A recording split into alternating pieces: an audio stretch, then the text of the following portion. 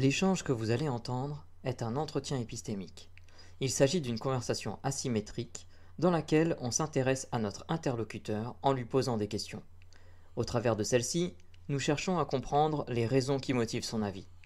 L'objectif principal de cette forme de conversation est de passer un moment agréable et mutuellement enrichissant. Il y a une Je te laisse. caméra, quoi. Je suis embêté, quoi. Du coup, je suis obligé de Ouais. mettre. Comme ça, on va faire presque un vrai entretien. Ah non, tu vas faire fuir les gosses, Galactique. Ouais, je sais. C'est le risque, mais tant pis. J'assume. Bon, et ben bonne discussion, Théo. À tout à l'heure, on se retrouve dans 15 minutes. Ouais, alors, je sais même pas si elle va fonctionner. Ouais, bon, je sais pas si vous me voyez. Salut Théo, comment Bonjour ça va? Galactique. Ça, ça va? C'est la première fois que tu viens sur les Ouais, lives? on m'a partagé ça. C'est Sam le pirate qui a partagé ça. D'accord. Ok. Tu connais bien Sam le pirate? Tu vas sur ses lives un petit peu Je connais un ou? peu Sam, je connais ses points de vue, ouais, globalement. D'accord. Mais on s'entend plutôt bien. Et on fait de la guitare ensemble, mais on s'entend pas sur notre conclusion sur la réalité, j'imagine. D'accord, ok.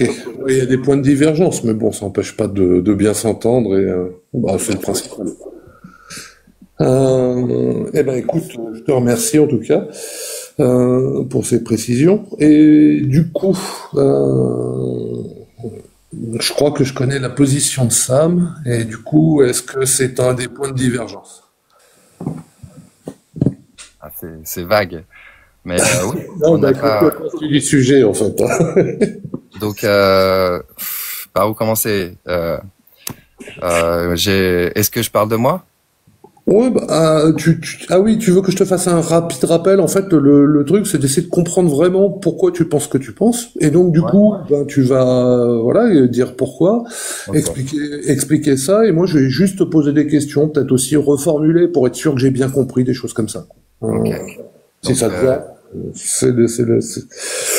c'est comme ça qu'on fait, voilà, ici. Donc, j'ai passé 20 ans à Paris. Je suis né dans les années 90. Pour moi, c'est une cage super sophistiquée avec des chaînes invisibles, des chaînes mentales. Et j'ai réussi à quitter. J'ai eu l'opportunité de quitter Paris pour vivre 15 ans en Australie. Et là, je suis resté dans le 1% des plus riches. Pas le top des 1% les plus riches, mais j'étais avec des gens éduqués. Et tout d'un coup, je me suis aperçu qu'il y avait vraiment deux écoles sur Terre, une pour les dominants et une pour les dominés. Et d'accord. donc là-dessus, ça fait 15 ans que je m'attarde à essayer de partager cette vérité et tout ce que j'ai appris. Et il y a notamment le fait que on nous occulte beaucoup de la réalité, ce qui fait que notre perception n'est plus alignée à la réalité, et ça permet aux dominants de nous jouer des tours de magie, entre guillemets. C'est de la technologie, de la technique. Ils utilisent la psychologie comportementale, le contrôle de masse, voilà. D'accord. Si je peux résumer en essayant d'être très court, globalement, de par ton expérience, tu t'es aperçu qu'en fait, il y avait voilà, deux façons de voir le monde, et notamment que tu as des dominants et des dominés, et que ceux-ci manipulent les dominés. Je pense que je ne reforme, enfin, si tu me corriges, hein, t'hésites Il y pas, a hein. 8 milliards de façons de voir le monde. D'accord. Et du coup, sur le sujet de la Lune, qu'est-ce que tu penses sur le sujet de, est-ce qu'on a marché sur la Lune? Est-ce que les Américains y sont allés? Ou ça fait partie peut-être de ces choses où on nous change la réalité? Oui, absolument tout ce qu'on voit, tout ce qu'on entend est questionnable et est à remettre en question. Ok. Et du coup, enfin voilà, tu penses quoi? Est-ce qu'on a marché sur la Lune ou pas, d'après toi? Ou Ma alors c'est conviction, juste à la marge des remises en question? ma conviction personnelle, c'est que ce qu'on nous a montré en 69, c'était des images floues, noir et blanc, qui auraient très D'accord. bien pu être tournées en studio. Ok, c'est une possibilité du coup pour toi que ça soit tourné en studio. Alors je vais te poser, on a ici, on a ce qu'on appelle les échelles. Par exemple, entre 0 et 100%. C'est-à-dire 0, bah non, ça n'a pas été tourné en studio. 100%, ça a été tourné en studio, j'ai aucun doute, et 50%, bah, c'est possible, mais je sais pas trop. Tu te situerais où 51%, ça a été tourné en studio. 51. Ah, c'est assez raisonnable en fait. T'as pas une certitude forte là-dessus alors du coup. Et du coup, pourquoi tu n'es pas plutôt à 60, 65%? Quelle est la plus forte, la meilleure raison pour toi de ne pas monter plus haut? Il y a trop d'ingénierie sociale qui existe pour que je fasse confiance à ce que j'ai vu et ce que j'ai entendu.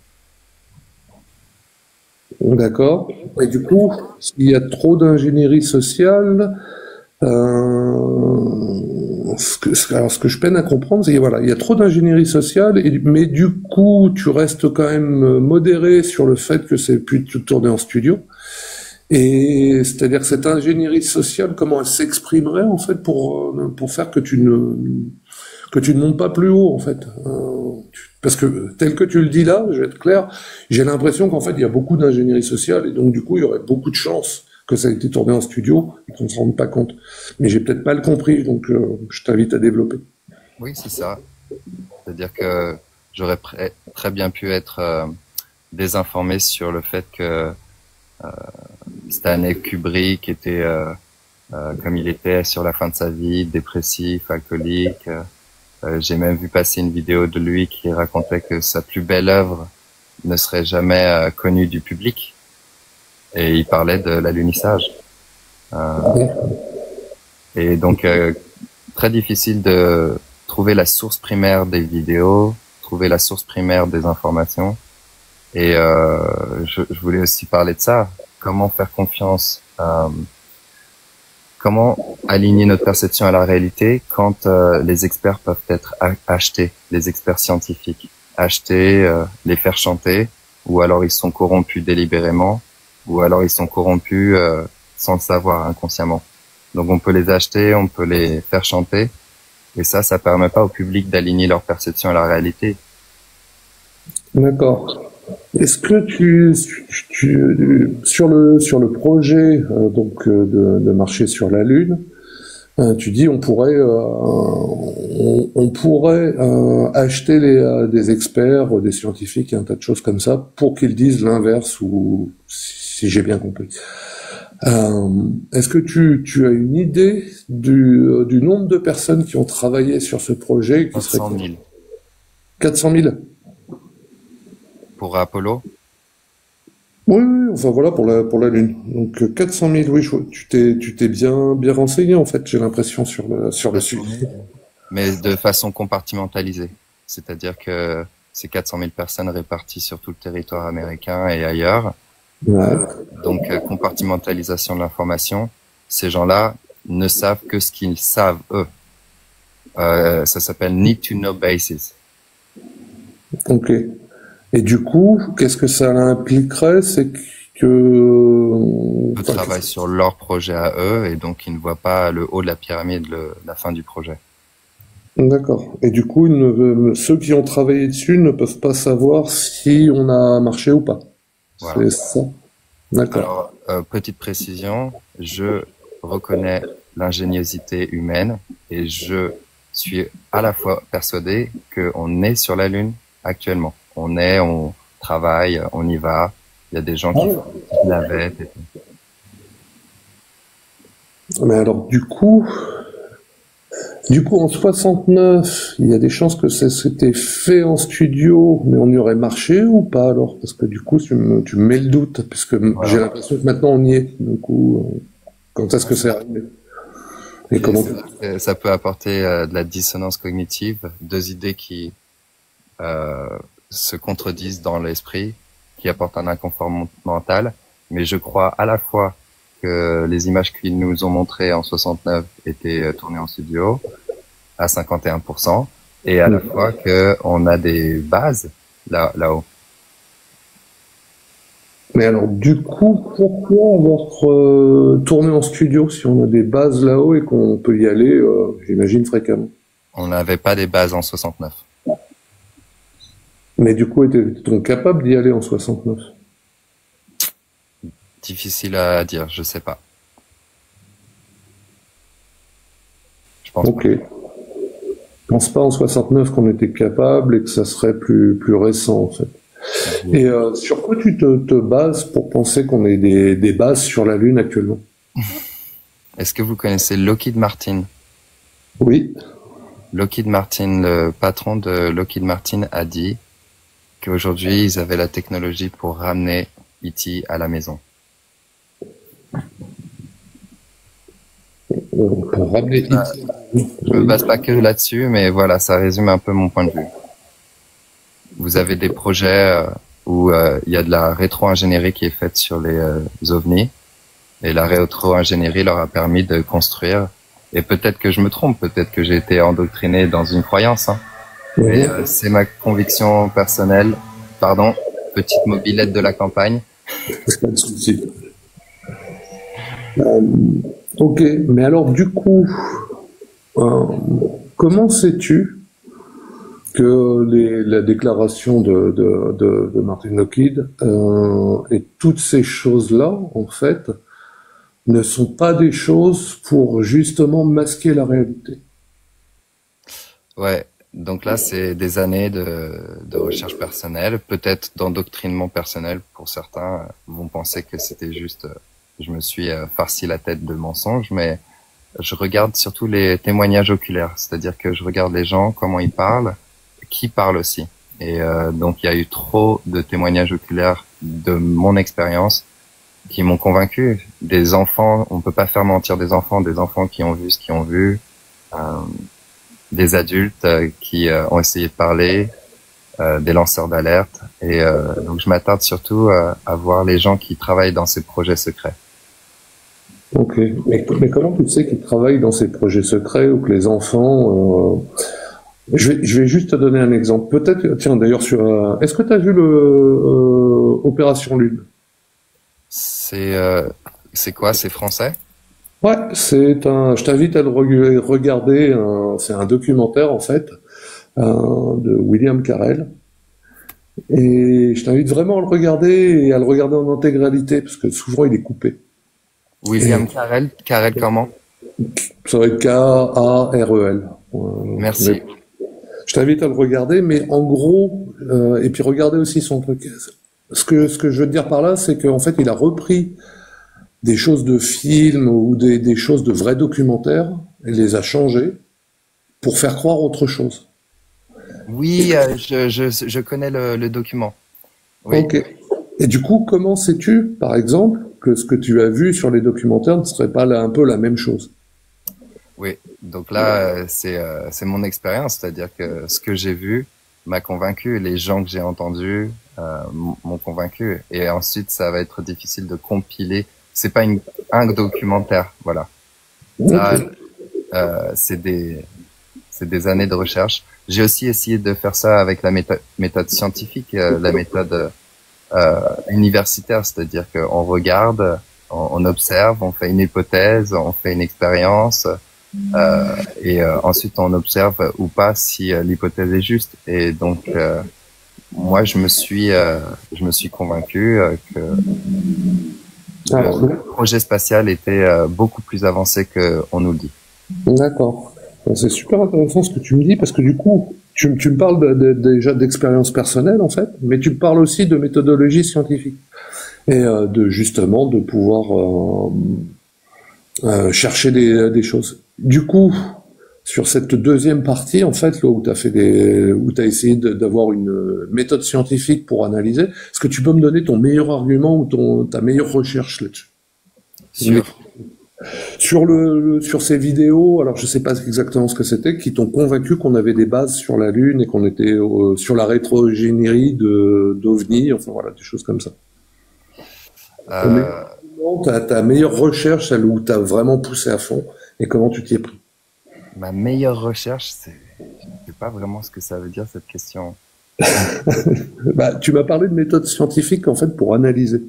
Ma meilleure recherche, c'est celle que j'ai faite pendant 15 ans, c'est-à-dire rechercher, un, si c'était vrai qu'on nous cachait des choses, deux, qu'est-ce qu'on nous cachait, et une fois que j'ai vu, j'ai compris. La chose, en fait, tout ce que je peux vous donner, c'est peut-être des noms, mais Non, mais ça à quoi de vous donner des noms, quoi. c'est sûr. Parce que, Tu parlais de méthodologie en fait. C'était ça qui m'intéressait. C'est vraiment la méthodologie que tu as employée. Et du coup, c'est ce ça. que j'ai compris, et peut-être à tort, hein, mais que Alors, voilà. à chaque fois que je regardais une vidéo, par exemple, je regardais quelle était la source primaire de cette vidéo. Ok. Très important de savoir qui a fait la vidéo. Et c'est très difficile, c'est ce que je vous disais sur la vidéo de Kubrick, très difficile de découvrir. Donc, on prend avec, des fois, on prend des informations avec le cœur. Et pour Kubrick, par exemple, c'était ça. Par contre, pour Bah, les attends. Ouais, je trouve super intéressant Kubrick, justement, parce que tu m'en as parlé plusieurs fois, donc j'imagine qu'il y a une importance là-dedans. Et alors, il y a quelque chose, par contre, que je comprends pas, c'est des fois, tu me parlais de méthode scientifique et tu me dis, bah, des fois, c'est avec le cœur. Et est-ce que se baser sur le cœur, c'est-à-dire, j'imagine, ressentir quelque chose, est-ce que c'est une bonne méthode et est-ce que c'est une méthode scientifique? non. Pas du tout. Ok. Et du coup, sur Kubrick, ben voilà, par exemple, je pense que ça peut être comment tu as fait tes recherches en fait pour sur cette vidéo qui explique où Kubrick explique plein de choses quoi. Comment tu as fait tes recherches, comment tu procèdes en fait. Alors là, je pourrais pas vous retracer comment je suis tombé sur la vidéo, mais Non, comment t'as recherché en fait dessus parce que j'imagine c'est une méthode que tu emploies souvent. ouais, alors bah, on regarde sur Internet, on regarde d'où vient la vidéo, qui a Mhm. balancé la vidéo, à quelle époque, euh, et c'est comme ça que on regarde la validité du document. Mais maintenant, si on peut pas avoir la source primaire, il faut y aller donc avec l'intuition, le cœur, et il y a en fait une méthodologie de des dominants pour euh, euh, je me suis perdu. Je me suis Tu me parlais de la vidéo de Kubrick et c'est pour ça voilà comment tu avais fait les recherches en fait. Après tu me parles de méthodologie, yes, oui, et mais on moi je reconnaît. m'intéressais vraiment à ta méthodologie à toi. Donc, comment on dit pattern en français? Une Oui, façon de faire ouais voilà. qui se répète. Pas tout à fait, mais oui. Donc, il y a une façon de faire qui se répète et la façon de faire qui se répète, c'est d'occulter les choses. Et donc, il y a, euh, on développe un espèce de second sens quand on voit une vidéo qui est trafiquée, qui est mal faite, et une vidéo qui est faite de façon honnête.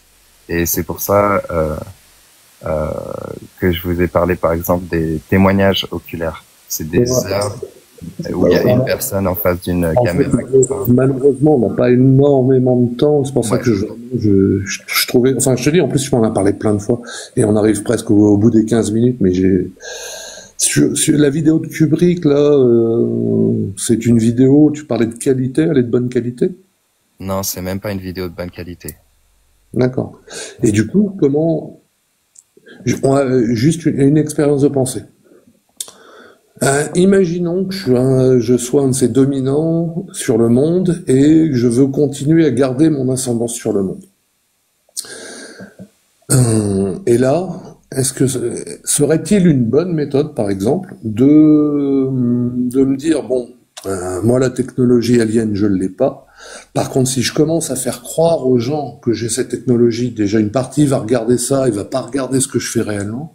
Est-ce que je pourrais financer ce genre de truc?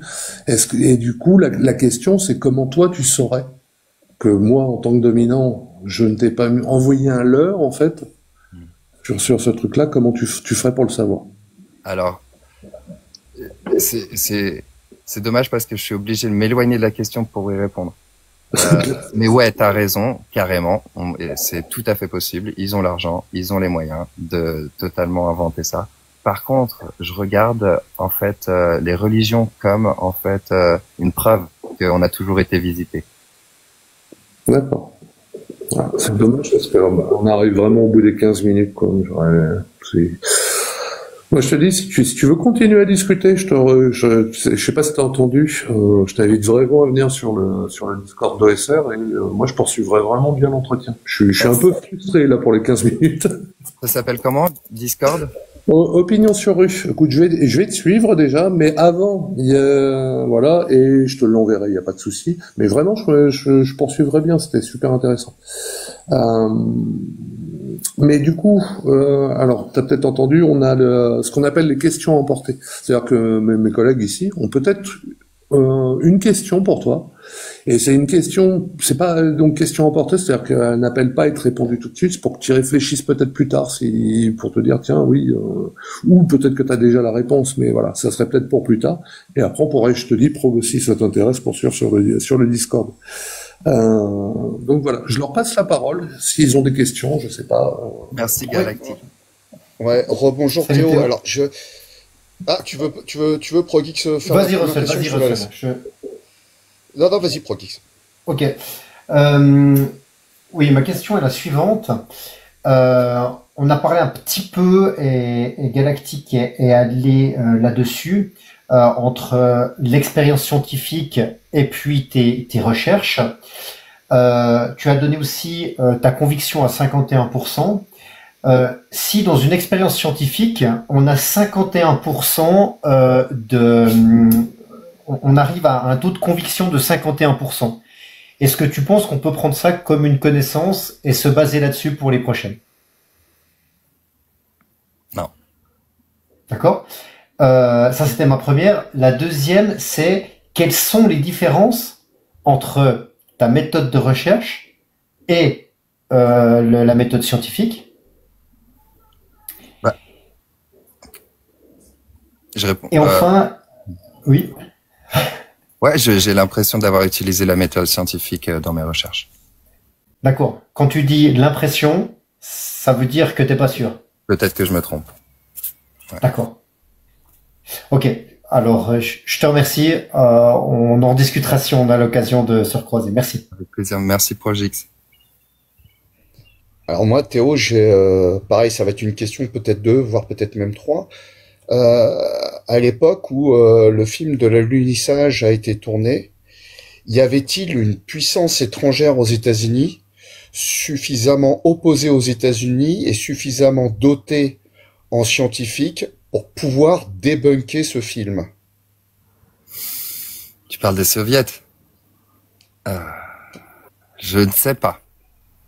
Je ne sais pas. Ok. D'accord. Bon, j'ai pas d'autres questions, parce que si tu m'avais dit, si tu savais, je t'aurais demandé pourquoi ne l'ont-ils pas fait. Mais comme tu ne sais pas, c'est honnête. Merci beaucoup. C'est très, et je le dis, et John le dit souvent, c'est très, très honnête et c'est très courageux, les personnes qui disent je ne sais pas. Merci. Merci. Ouais. Salut. Effectivement, j'ai aussi une question à emporter, mais je voulais déjà effectivement souligner c'est très très intéressant la manière dont tu témoignes de ton honnêteté en disant bah ça je sais pas, là je suis sûr à 50, là je suis sûr à 80, etc. C'est vraiment très très appréciable. Alors moi j'avais plusieurs questions, mais je vais en poser qu'une seule. Il y a un moment donné, si mes souvenirs sont bons, tu disais voilà, moi quand j'ai un document et que j'ai du mal j'arrive pas vraiment à remonter à la source primaire, notamment les témoignages, les vidéos, les choses comme ça. Je me fie à mon instinct parce que voilà, ça fait des années que je fais ça, et donc j'ai développé un sens, une intuition pour détecter si je peux m'y fier ou si je peux pas m'y fier. Et ça, j'ai trouvé ça extrêmement intéressant. Et du coup, la question, tu vas voir, elle est un petit peu bizarre, elle est pas très commune. Imaginons que sur une vidéo, un document qu'on te présente, toi, ça titille cet instinct de fin limier que tu as développé, et que tu te dis ouais, ce truc-là c'est louche, c'est pas normal, etc. Et que à côté de ça, en fait, j'ai un ami qui a fait un peu la même chose. Ça fait des années qu'il l'examine des vidéos, etc. Et il a aussi développé un petit peu cet instinct. Le truc, c'est que Toi, tu me dis, voilà, cette vidéo est louche, il y a quelque chose qui va pas, et mon ami il me dit exactement le contraire. Qu'est-ce que je pourrais faire pour savoir qui de toi ou de lui a raison? On regarde la source du document. Sauf que là, le problème, c'est que la source, elle est pas accessible. C'est justement pour ça qu'on fait appel à l'instinct. Hmm. Comment je pourrais savoir, du coup?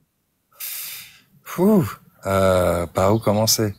Il y a la Trivium pour savoir si quelque chose est vrai ou faux. Vous connaissez? Genre, c'est une technique d'apprentissage de la réalité.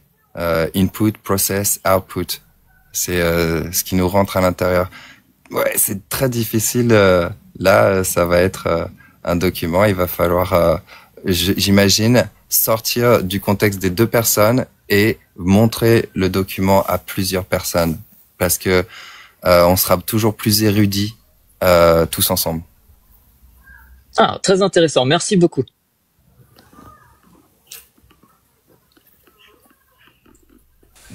Ok. Ah, Saléa, une question ou pas? Non, non, laissez-moi tranquille. Je suis en pleine appréciation du moment intellectuel. Ok. Non, j'ai pas de questions. Bon. C'est très gentil de me laisser monter. Bah écoute, j'ai encore des questions pour toi, tu vas voir, et même la plus importante en fait. En plus, c'était la première fois que tu montais.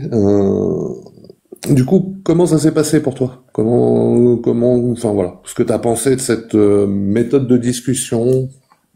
Est-ce que ça t'a apporté quelque chose? Est-ce que toi, t'as pas aimé? Enfin voilà. J'ai apprécié le moment. Je cherchais ça en revenant en France. Je cherchais des gens qui parlent, des gens qui discutent, des gens qui questionnent, des gens qui... Et je vous ai trouvé, je suis content de vous avoir trouvé. Oh bah écoute, c'est un vrai plaisir. Et en fait, je pense qu'on s'était déjà croisés parce que j'ai vérifié, on est déjà en contact. Ok. Je sais plus. Ok. Ah, on s'est croisés sur un autre live. Ouais, sur un autre live, c'est sûr. Bah, je t'invite d'ailleurs à répondre, comme ça je t'enverrai, j'ai juste envoyé un truc, et je t'enverrai le Discord, et puis ben n'hésite pas, on se recontacte par là, si tu veux vraiment poursuivre la discussion, moi je te dis volontiers en tout cas. Qu'est-ce que vous pensez du zététisme, pardon? C'est pas votre mouvance. C'est pas que c'est pas ma mouvance. Alors déjà, je crois que c'est à propos des fantômes ou des trucs comme ça à l'origine, mais après c'est de l'esprit critique. Alors sur l'esprit critique, oui, c'est intéressant. Ouais. Voilà. Il y a des choses intéressantes. Voilà. Je peux répondre. J'aurais aimé parler plus, mais il y a d'autres gens qui veulent monter. Ouais, c'est ça, Théo. Je suis désolé, il y a du monde sur la corde à linge. Yeah. Donc, tu reviens. Chaque semaine, on fait un sujet différent. Si tu veux entendre d'autres entretiens épistémiques, Galactique va mettre le lien de la chaîne YouTube sur lequel on repasse. D'ailleurs, si tu veux pas que ton entretien soit posté, tu nous envoies un petit message. Il n'y a aucun problème, on le mettra pas. Mettez-le. D'accord, titre. Ok. Avec plaisir. Merci beaucoup. Je te laisse décoller de la Lune ou je te catapulte? Ah, j'y vais là. J'y vais. Bisous. Ok. Salut. Merci Théo. Bon week-end à toi. Enfin, bon dimanche. Vous aussi. C'est parti. Et on accueille Martial. Martial qui connaît bien le live, hein, qui est un habitué. Comment vas-tu, Martial?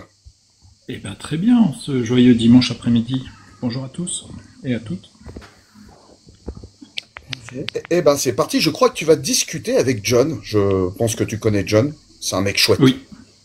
Quel honneur. Eh ben, merci. À tout à l'heure. Salut Martial. Salut. Merci pour ta patience. On a pris un tout petit peu plus de temps que d'habitude avec la précédente personne, donc merci. Comment ça va? Bah super. Et toi? Bien aussi. C'est moi ou j'entends des cigales derrière? Ouais, il y a des cigales. Je sais pas si je peux les enlever. Je vais me déplacer. Non, il n'y a pas de souci. C'est assez agréable. J'ai l'impression